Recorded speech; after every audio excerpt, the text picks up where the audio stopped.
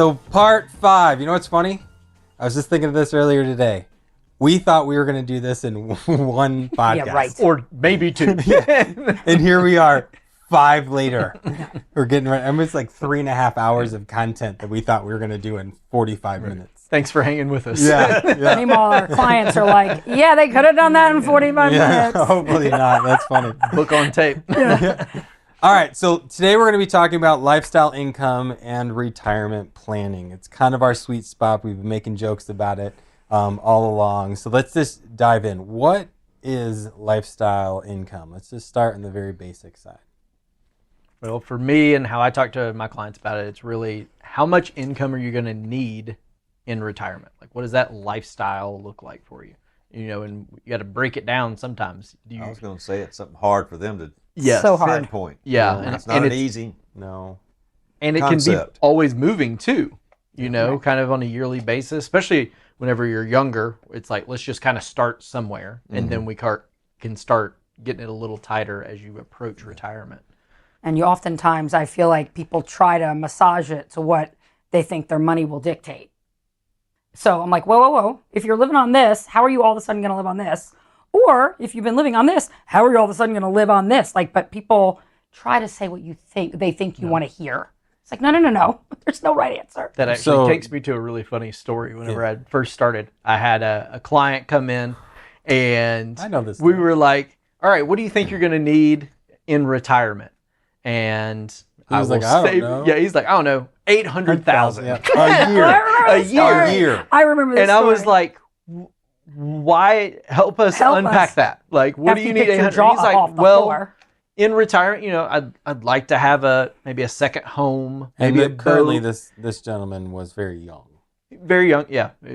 Was in his late 30s. Hadn't even turned 40 yet. Made a good amount of money already, but he was thinking about all these large purchases that he wanted to make in retirement. But then even as he started saying them out loud, he was like, oh, but I guess I don't need to buy a house every year and a boat every year. new car Like he had kind of put it all to like, here's everything I want to get in retirement, Yeah. and had thought about it. So he was like way out there on income. But I know how tough it is. When Jordan was getting married, somebody asked Lori, well, how much are you going to budget for this service? She said, how do I know what I'm going to budget when I don't know what it costs? And I think that's the way retirement is. How do I know what my retirement's going to look like, what income I need when I don't know what it's going to cost? Yeah. And so you really have to help people. Well, that begs dive the into it. question, why is this so important? Like, we're making a big deal about it. They struggle to answer it. Is it a big deal? I mean, I think that is what you are planning for. Yeah. Is that retirement income need, that lifestyle income. Otherwise, we don't know what it costs. That's right. We're just saving and Right. hopefully creating income, and with no target. Yeah. And so you have to have a destination. What are you Even if the chasing? destination moves a little bit through time, you still got to know, if you're flying from New York to LA, your coordinates got to be somewhat on and make adjustments along the journey. If you just get in a plane and take off, you might end up going the complete opposite direction of where you're trying to go. I mean, way back in the day, I remember we used to have this exercise, so to speak, where we'd, like, walk me a day in the life of your retirement. Like, what do you want to do? How are you going to spend your time? What's going to happen in a week, a month, a year? And they'd almost look at me cross-eyed, like, why do you want to know that? Like, almost thinking, like, what are you trying to sell me? Right. I'm like, What are you I'm not trying to sell you anything. I have to put a budget.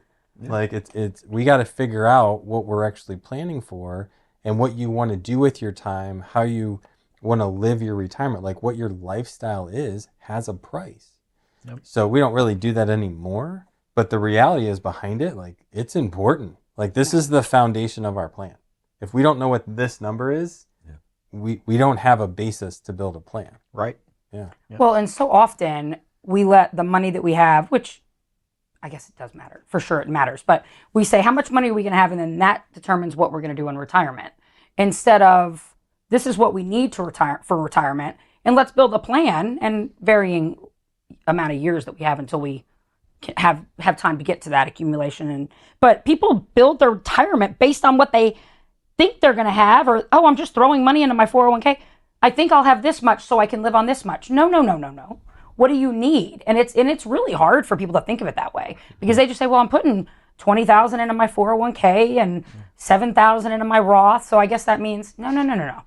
You have to get them to reverse think sometimes, I kinda especially think- the younger ones. Yeah. Big picture, it's I have this standard of living now, and I really don't want to reduce it when I go into retirement. Well, what does that mean? How are you going to maintain your standard of living? Yep. That's how you. Well, and define your ultimately, income. it really helps create a benchmark for us and the client if you can get somewhat close to that. Before we lifestyle. dig into that, Yeah. let's back up for a second. I originally was asking the question, what do we actually do for our clients? But I'd actually want to phrase that different. When somebody wants to figure out about retirement planning, what do they have to do? Like, what steps do they have to go through? Regardless of what we do, what do they have to do? Like, what's the first and most important thing they need to figure out? We've put a word around it, but what's the most important thing somebody needs to understand about their future? What their They future is want. going to What they- cost. Well, That- they're- You're talking Well, about their the wants. Shortfall. Their shortfall. What? Help me understand. What's a shortfall? Anybody want to jump on that one? If they want to live on this and they currently have this, The difference in between. there's the difference. So in simplicity, when we take a client through it, we have what's called their base income, which is colored in blue, and then we have this black line that represents their lifestyle income, and then the gap is red, and we call that your shortfall. And everybody's got some. I shouldn't say everybody. 99% of people out there, investors out there, have a shortfall. There's that rare individual who had a business or streams of There's- income from somewhere. Great pension, Yeah, a couple something. rentals. Yeah. It's rare, but it does happen. Most people have a shortfall because Social Security just doesn't cut it, right? Social Security is like 20% of somebody's income in retirement. So the first thing that they have to do is figure out what's their shortfall, because that's the gap. Like, how are you going to fill that gap? That's where that anxiety comes from. Somebody wants to hire a financial advisor, somebody's nervous about retirement. They might not say the word shortfall, they might not think about it like that, but when they understand it, like, yeah, that's what's making me stressed out. Right. There's that's what I need to figure out. That's why we love doing it. That's why I get all excited, because yes, like another person, the light bulb goes off. Yep. What else? So they discover their shortfall. Then the challenging part comes in, which is what? Trying to plan for that. Strategize how you're going to Strategy. achieve it or meet it. Which is a big challenge, because the average investor wants to do what? Buy low, sell high. Yep. They're like, well, if I can just make a market rate of return, or if I can just grow my investments at 10% or whatever, I'll be fine. That we all know, being in this business for so long, that the ebbs and flows, ups and downs of the market is just enough to drive you insane. Mm-hmm. Yeah. And then dealing in retirement, and you're like, hey, I'm just going to trust that I'm going to make 10% return, and I'm going to sell off a portion of my investments or a portion of my gains every year in retirement. Yeah, that's the problem. And I didn't yeah. make my 10% this year, but 2008, I just lost 30%. Right. Yeah. And I still 40% have to swing, have and money. I still need that still need same Yep. $50,000 a month. That's stressful. So for an investor that doesn't go through a process that we take them through, or is trying to do this on their own, they're going, okay, how do I find a strategy that doesn't add to my stress level in retirement? Because we're already worried about this shortfall. And then you're like, okay, I'm just going to put in a money or a S&P, whatever benchmark, whatever we're going to do, and just hope it works out and just sell off some growth. And then what you're saying, like, hey, what if it doesn't work out that way? And now my stress just got worse. So ultimately they're looking for some form of They want some stress assurance, relief yeah. or insurance. Assurance that they're Assurance, going to be okay. Yeah. Right. I mean, this is a scary thing. But we get life events, I want to put my grandchild through college, or I want to buy him a car. Is that going to be the purchase or the event that ruins my retirement? Yeah. I mean, how do you know if you Or don't have some sort of planning process? That's right. Or I get sick, or I lose my job and I can't make the same income, or I became disabled and I can't produce the same money that I have. So now what? Yeah. And do I have to give up my dreams or those life events? Yeah. I think ultimately, this is a concept we've been throwing around a lot here lately. There's 4 freedoms that we all want. And I think for a retiree, it's no different, or working professional, or a business owner, anybody. There's 4 things that we're all trying to achieve. The freedom of income, which is basically, hey, I've got enough coming in without stress, Right. where there's an assurance that money's coming in, that I don't have to worry about money. then that'll lead into the freedom of time. Like, hey, I can control my time. That's what every retiree wants. No more alarm clock. That might stress some out. Others that might get excited about it, but I have the ability, or I'm going to achieve the freedom to do whatever, spend my most valuable asset, which is my time, any which way I want, which then leads into the freedom of choice. This is, I get to choose what I want to do with my time. Yep. Not just the freedom to spend time, but the freedom to choose who you want to hang out, when you're going to hang out, and who you don't want to hang out, who you don't want to spend time with. Like, sometimes when you don't have the freedoms before that, you don't have the freedom to choose. Right. And the freedom of choice becomes very important. And then this last freedom comes up a lot in retirement, which was the entire last podcast, which is freedom of purpose. And so many times the freedom of income, time, and choice gets in the way for you to chase after your freedom of purpose. And in retirement, I feel like that's the number one priority. People are like, well, what's the meaning of my life? Like, I got, limited time left, and this I really have matters. sacrificed purpose Yeah. my entire Career. working career. To get it now. And yeah, now that one's going to become the priority. Yeah. Well, the other thing that I find with some of the very successful clients is I'm giving up control when I stop working. Can I control what my money produces the way that I could control how good I was at my performance at work that drove my paycheck and my bonus? How do I control? They feel so, helping them realize that, hey, they can control their money and what it produces has been a key thing for us. I think, I'm trying not to bring this too much back to like what we do for our clients, but sometimes it's just hard because I love what we do. And helping a client, helping an investor find, or achieve the freedom of income, freedom of time, freedom of choice. And ultimately, they almost have to discover the freedom of purpose on their own. But we can set up the first three freedoms to where they're free to go chase that down to achieve that on their own. That's pretty satisfying. Like, and I don't feel like our job, it's very complicated and cumbersome, but when you have a good, efficient process, it doesn't feel that way always. And then you have that one day, but the realities are like everybody wants this, whether you're working with a financial advisor, you're doing it your own, doing it yourself, everybody wants those four freedoms. They're in the way for everybody.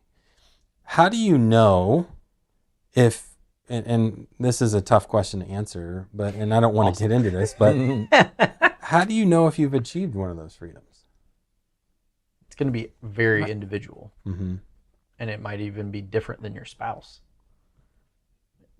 or Perspective will come into play. Yeah. And just because you have it today, it may change later on. Freedoms are not permanent. It's not permanent. It's not guaranteed. But there's some little introspection that has to happen. And like, where are you finding value?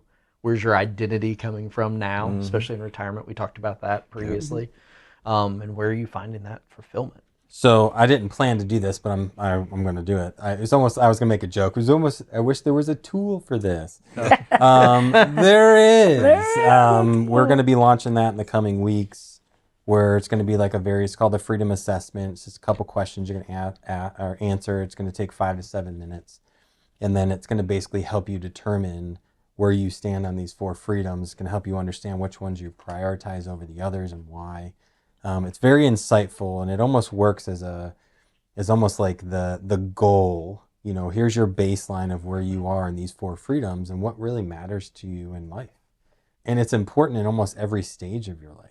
Maybe not as a kid, but in the pre-adult all the way on to the grave. These four freedoms mean a lot to everybody. We are going to transition here for a second, and you brought this up earlier in benchmarking. So before we start talking about specific benchmarks, what is a benchmark as it pertains to like retirement lifestyle? Like, what are we talking about here? A big part of it is what defines you getting to that retirement dream for yourself, like that cost, and how far are you from it, is a benchmark, even though so often we don't use it that way. But how far are you from there? So in generalities, what would you say a benchmark is? It's basically a way to measure Something performance compared or to. success. Yeah, you something got to to have compare something it. to compare it. Yeah, comparison. So benchmark when it comes to retirement, for your lifestyle, when you're looking at your investments, very common ones would be like the S&P. People throw out the word, the phrase, the market.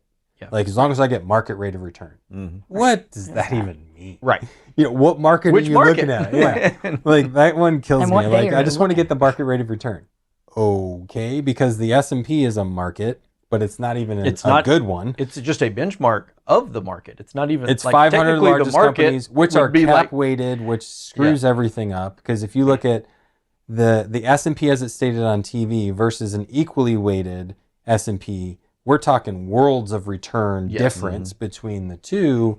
Benchmarking becomes a really important discussion because we all want to measure success. Right. And and for you clients, should have one. yeah. Well, for You have to. clients, they don't really know. They're Right. like, hey, I've got this plan, simplicity, or I've built my own, and they're like, I've got a strategy. Is it working? Mm-hmm. Like, what's a good year? What's a bad year?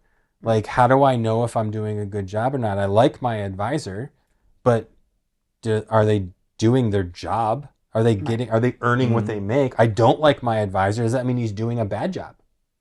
Because you might clash with your advisor, him or her. They might be doing an excellent job, but you don't know how to measure success, or just the opposite. They may be doing a terrible job, but they got a pretty face or whatever. And Yeah, they're just a they nice make you feel person. great. Yeah, make you feel good. Every time I just feel like I Man. could take on the world when I Yeah, leave I just the got to office. call them, and I feel great whenever I hang I just up. need to talk to my advisor. And I've got clients like that. They'll call me up. They're like, I just needed to hear your voice. I was in the doctor's office 2 days ago. And, I got a lot of travel come up, a lot of transition in my life. And I'm like, my body's feeling the results of the anxiety. And I literally said to him in the office, I just need to hear you tell me that I'm okay.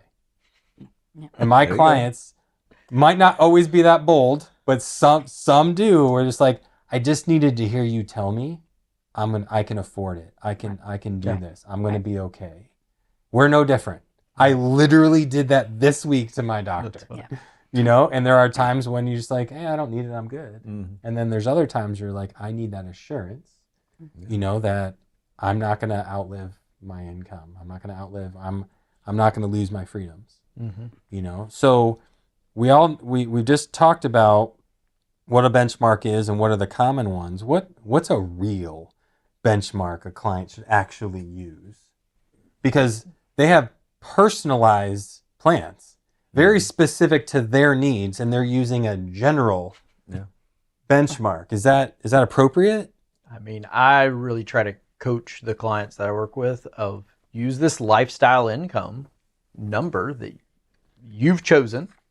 It was your number. That is our benchmark. That is what we're working to, is to cover that shortfall. Mm-hmm. So as long as that shortfall is covered year over year with you taking money out or adding money, like that is an appropriate benchmark to hold us accountable to. Mm-hmm. But That's the what other truly thing matters, is, right? not only that, you get your income coming in, but we can show you the rate of return you have to achieve to make sure you can get that income. Well, if you only need 2%, you don't have to hope the S&P generates 10% year after year. That gives you the need to. You might want it. Oh, yeah, Right. you Don't absolutely have to. want it, but you don't have to have it. You can feel good and sleep at night knowing that, okay, So when the couple market percent, makes I can do that. 20% and you only make 10, you're like, shoot. But when the market loses 40 and you only lose 5, you're like, all right, maybe it's not so bad. Right. Yeah. Yeah, it makes a big difference. But no matter which market condition you're in, whether you're underperforming, outperforming, or doing whatever, your income's being met. Mm-hmm. And which we're going to talk about in a few minutes. Like that strategy to drive income, to deal with that shortfall becomes paramount to success. And that's kind of what we're driving here on the benchmark. Well, it's one of the insightfolio-isms, if you will. It's we're going to plan for income Right. and we'll hope for growth. We'll hope for growth. Because when you plan for growth, you never seem to achieve it. Yeah. But you can plan for income and get pretty doggone close. And what happens is the growth follows. Yeah. Well, Growth with the high follows income. predictability, you can get the income. Yeah. It's never guaranteed, but high predictability. But to have to go in, I mean, Charlie and I've talked about it. year over year and try to outperform your spending or what you need to live on. And it's not like you just have to do it once. You have to do it every single year. Yes. Because it's the year that you need the income the most, that'll be the year that the market drops the most. Right.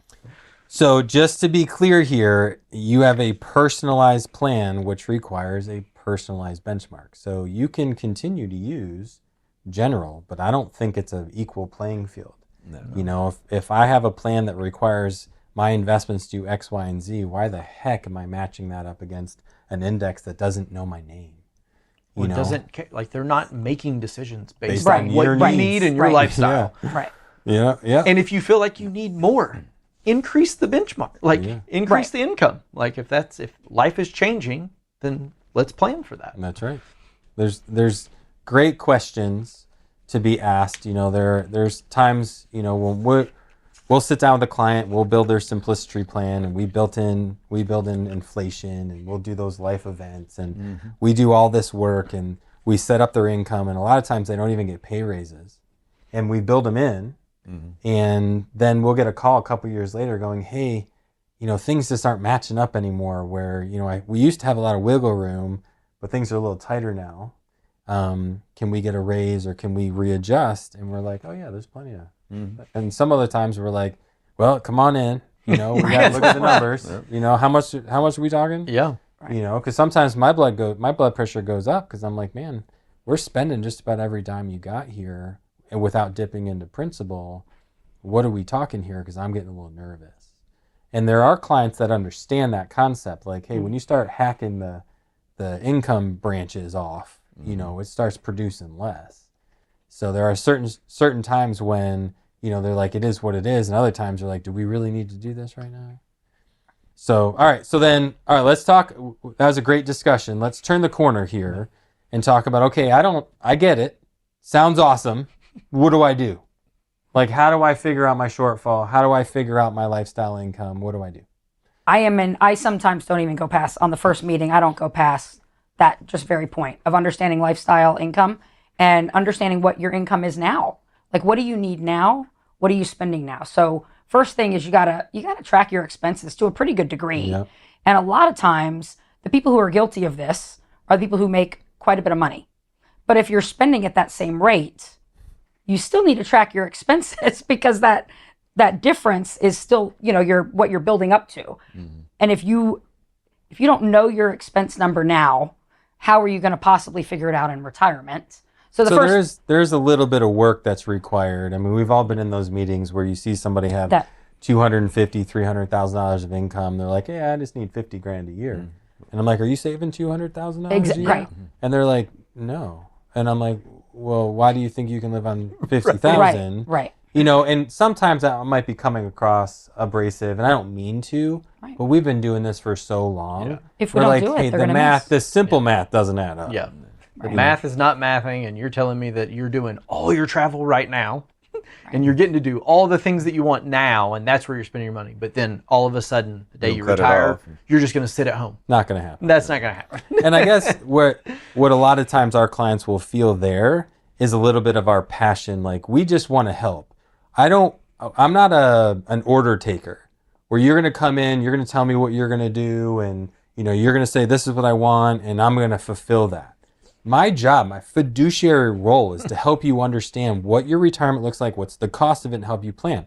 You don't have to hire me, you know, but at the end of the day, I got to do my job, and sometimes it's the hard truth. Yep. Like, I'm not sure this conversation is going to help you, you know, because it's almost like sometimes they're giving us the answers they think we want to hear. Right. So and I'm like, this has nothing to do about me. Like, stop answering me. This is your plan. Yeah. This is for you. It's all about you. We're just here to help ask the questions and to guide you through it. Sometimes when we sit down with an investor, if you get that uncomfortable feeling, it's not a bad feeling. Like, this is the most important aspect of retirement planning. This is where you need to get uncomfortable. I was going to say that might have been the need that might have been the reason you came in and you didn't realize it. Yeah. Right? But so often in defense of our clients' prospect, some people are running they're very successful in their careers, or they're a very engaged parent, or they're working on running a marathon. Like, that's all they give their time to. They have no concept on how much they spend. So they might have thought they were spending 50. They truly didn't know. And they didn't realize how important it was, because they know how to produce, they know how to go make money. So they truly don't even know. Some of them aren't trying to tell us what we want to hear. They think that's it. Do you remember the client that we had in the first building that we were in, when our 12 by 12? Oh, boy. 12 by 12. When we couldn't get him back in the office? Remember somebody coming. So we had this client, longtime client, and we had built the simplicity plan back in its infancy stages, and gone over, and we're all excited, high-fiving, like, we're going to be able to retire, and we're on this track, and we know our shortfall and all this stuff. And actually, that was pre-shortfall. And we're going through everything, and all of a sudden, they just dropped off the radar. And we couldn't get a hold of them. They wouldn't answer emails. We're trying to get them in for a review, and nothing would happen. And then finally, it was like 18 months later, they finally said, I think it's time, we got to reply. Like, a lot's happened. We probably need to go over some things, and, we need to chat. So they come in, and I remember their body language was very like tail between the legs, just super frustrated. And what we hadn't known is that they had both lost their jobs. They were displaced. The whole savings plan we put them on had gotten thrown upside down, and they felt ashamed. And they felt that they weren't doing their job in the plan. We had set this plan, and they didn't fulfill it, and they actually felt ashamed. And when they came in, we're like, what? Like, what kind of impression were we giving where you would feel this way? Life happens. Life, all the time. It beats people up all the time. That beat me up. I felt like a failure if that's how they felt. And we end up reworking their plan. I'll never forget how they walked in and how they walked out. They walked in ashamed, beaten down, just horrible feeling. And then we reworked their plan with their new jobs. And I don't remember he had just gotten a job when he came in. I think that was the confidence they needed. Like, hey, I'm back to work. I can save again. Yeah. And we reworked their plan. And remember, they walked out like on cloud nine. Like, we're still going to be able to retire. And actually, they have since retired, which is just sweet.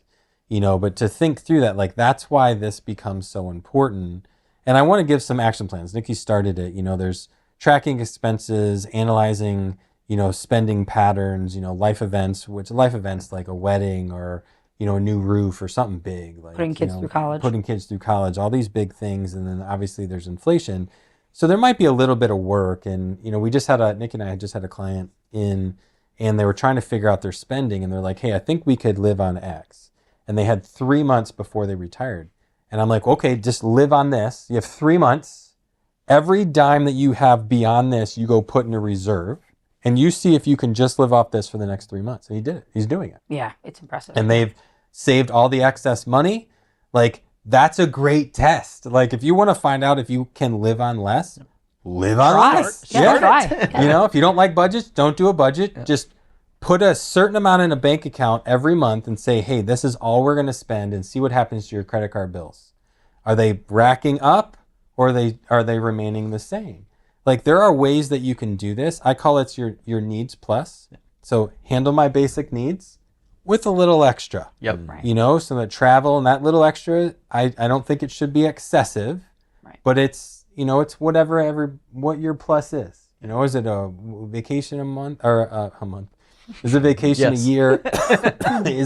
What does that plus look like? Is it a golf membership to a club? Like, what is it? Everybody's going to be different. Your lifestyle, plan around it and figure that out, because that is the basis of your plan. Want to add any extra notes to that before we jump on to the next thing? Well, kind of reversing it a little bit. So often I see that people, because you have the people who don't think they have enough, and they take it to that next level, that they aren't doing some of the life events right now that they want to do, because they don't realize that they actually will have enough. Mm-hmm. And it's like, well, geez, like, you're so busy measuring yourself to these benchmarks that we were speaking of earlier that you didn't realize you're beating yours. And you're giving up stuff now that you'll never be this age again. You'll never have these kids at this age again. In this case that I'm referring to, the grandkids that they wanted to start building a little bit for them, like was done for them, and they didn't think they could afford it. And then all of a sudden they could. And talk about feeling good. Like, when they left and they could do that and comfortably do it, that's a big deal too. So often it's not just retirement.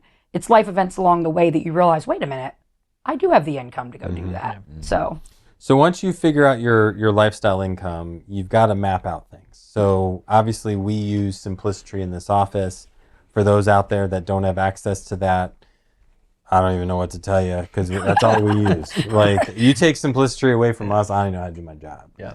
So, you can obviously get a hold of us. We'll map out a plan. There's no cost to that. We'll send you on your way. You don't have to invest with us.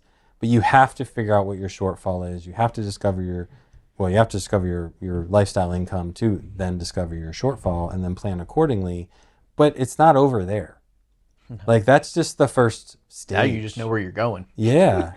Like, the updates and the reviews, like, that becomes very, very important. Like, setting and forgetting in retirement is not a strategy. well, it's like setting the goals, like we were talking about in one of the segments. You set a goal. How do you know if you're hitting the goal? So we're calling it benchmark here, but you set it and forget it. How do you even know if you're getting there? Or if you need to adjust. Yep. If you need to adjust, you may be able to retire a year earlier like you originally dreamed. And you didn't even realize because you weren't really looking at it. Well, that's where that accountability comes in. Right. The follow through, like making sure that you are living. I only needed 120. Well, are you living on 120? Right. Are you living on 150? And are we calling in and eating through some of the principal, or are you living on 100? Yeah. And hey, maybe we can adjust some things. We've had plenty of those. Yeah. Where we had clients calling up saying, "I have another $100,000 to give you." I'm like, "You're not working, Right. Where's this coming from? We're not spending the money we're taking. Then why are you paying the tax on it? That's like, right. We need to make some adjustments. Like, this is silly." So, like, there's been times where I've been absolutely floored. Like, did you inherit money? No. You just saved 100,000. I mean, you're only living on 50. How the heck did you do that? So, once you get that first phase, it's just equally as important that you stay on top of your strategy. Obviously we're income focused here. We plan for income. We hope for growth. That's our, it sounds very simple, but that is our strategy. Yeah. And as we do that, we have to check in on our investments. We do it all the time. Yeah. There's constantly reminders on our calendar. We look over our shoulders all the time. We do our gut checks, our sanity checks. Yeah. And we're doing everything that we can to put our best foot forward for not only our clients, but ourselves, because we're buying the same stuff our clients are. And we have to constantly check and double check and make sure and look back at our plans and making sure that we're doing everything that we need to do. And for investors out there, they have to do the same thing. Yes. Right. Like there's also choices, like serious choices that people have to make along the way. The biggest one, again, doing it with a client the other day. Do I take the pension? Do I take the lump sum? So often we're calculating that based on, well, when are we going to die? When are we going to die? Which is going to be the most money? No, which is going to work best for what you need, instead of just trying to figure out how to squeeze every penny. Yes, you want to make the right financial choice, but sometimes what you need and the time frame that you need it will dictate the choice to make. Yeah. And if you're reevaluating your plan, you'll be able to make those choices with a more, visual lens, if you will. And this, take this for what it's worth, but this isn't a ploy to get new clients. No. Like, this is real life. Like, every investor out there needs to learn this. I mean, this is the fifth aspect, fifth step or fifth part of this whole Life Check series. What were they again? We talked about estate planning, beneficiaries. Then we talked about accountability. Yes. And then purpose. fulfillment. Then purpose. fulfillment and purpose. And now we're talking about lifestyle income and retirement planning. Like, every single one of these is super important. And the purpose of this series wasn't, which still cracks me up that we're thinking we're going to do this in 45 minutes. Yeah. But the realities behind all of this material wasn't that we're going to grow our business or gain more referrals. It's because this is so important. This is a constant reminder to our existing clients and a reminder to everybody out there. Like, to ourselves. Right. Oh, yeah. That's where it started. Yeah. So many weeks ago, I forgot. Right. My husband actually asked me that the other night. What about us? Yeah. You get home, you're exhausted. Yeah. What about us? I actually have not gone through all of my beneficiaries still. Yeah. We can't say that out loud because we're not doing what we say. That's the truth. I'm just teasing. The realities are, like, what is true for clients is true for us. Yeah. Right. Yeah, and this is super important. The same planning that we use for others is the same planning we use for ourselves. But sometimes what's that? The plumbers have the leaky pipes or whatever. You know, The cobbler's kids have no shoes. have no shoes. We're the same. You know, Are you saying sometimes we're just people too? yeah, we're real people man, serving real gosh. people. Yeah. You know, and the realities are, it's easy to just serve other people instead of serving yourself. And this has been a good reminder, I think, for us as individuals, as people, as investors, of all the different things that are important to look at on an annual basis. Because we talked about reviewing your beneficiaries and your estate plan and your investments and your strategy and your lifestyle, like Life changes. everything. Unfortunately, death happens. Like jobs change, even if you're doing part-time stuff, and then that's not there anymore. You buy rental houses, you sell rental houses. There's just all kinds of things with life that. Yeah, but I think you're trying to go from making money to making memories once you get to this point. Oh, see, he always He's says, always "What has am I those gonna?" nuggets. You always do that. Wisdom. Gosh. Well, I've been around the sun a few more times. than you have, so. Oh man. We should end on that, right? Yeah, I there. was gonna say, have fun following. You're about to say, Nick, any closing? Yeah. No. Kyle? Wish I could have said it like that was that. great. Have fun. Charlie, was why don't great, you though. wrap us up?